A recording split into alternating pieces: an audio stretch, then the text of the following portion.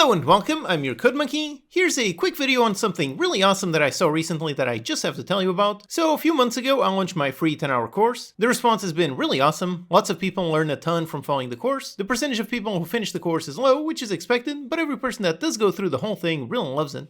And one of the main goals with this course was to teach you how to write good clean code that is adaptable and easily expandable. I deliberately made the design so that it's pretty easy to add more recipes, more objects, more interactions and so on, and recently one dev really put that to the test. Here Eliane went through the course and then built upon it to make something completely unique. Right away you can see there's a completely different map, all with unique art, the player's original as is the music. There are new recipes, new objects, new counters that do completely different things, and perhaps most impressive of all is how it even features a different completion goal. In my original game, you just drop the correct recipe on the delivery counter and that's it. Whereas here, there are actual clients that come into the restaurant, they sit down on a specific table and they make a request. This one change alone really changes how the game works. Instead of always dropping off the recipe on the same place, now it's a different place every time. Another excellent addition is having to wash dishes with a completely new counter type. Again, in the course, I made this super simple. The recipe is delivered and clean plates just spawn, but here you actually need to wash them. The clients finish eating and you need to pick them up, take them to a brand new counter for washing dishes, and then it spawns the clean dishes. In terms of ingredients, they are all different. Now there's bread, which must be sliced. There are some eggs, which must be fried. There's even a new counter for some boiling water. Then you put that boiling water onto a cup in order to make a proper cup of tea. And there are even multiple levels, each with different recipes. The recipe UI clearly shows all the steps needed to cook each recipe, and when the customers are done, they will also leave a tip based on how quickly you serve them. Then you can take that money to operate the business and the character. I was really impressed when I saw all these changes. This is exactly what I was hoping people would do with the course, take it as a base and really expand upon it. This is an excellent example of what you should do if you're really trying to learn game dev. Every once in a while I see some kind of comment asking how to escape tutorial hell, and this is exactly how you do it. Don't just blindly copy paste while following some tutorial or some course, use them to learn something and then test your knowledge by modifying and building upon it. If you do that, you will learn so much more. So congrats to Eliane, really great job on taking a course game as a base and completely overhauling it into something very unique. My advice right now is take this game to the finish line, add some more polish, create a proper level progression, add more upgrades, make it a complete experience, and publish it to Steam. Remember that if you want to become a game dev, the publishing part is also essential, so I highly encourage people to go through it. You will learn a massive amount from releasing your first proper game on Steam, even if it doesn't end up selling anything. Speaking of Steam, I'm currently working on my next Steam game, Dinky Guardians. This is going to be my 9th Steam release. It's a fun co-op action building automation game. Go ahead and add it to your wishlist.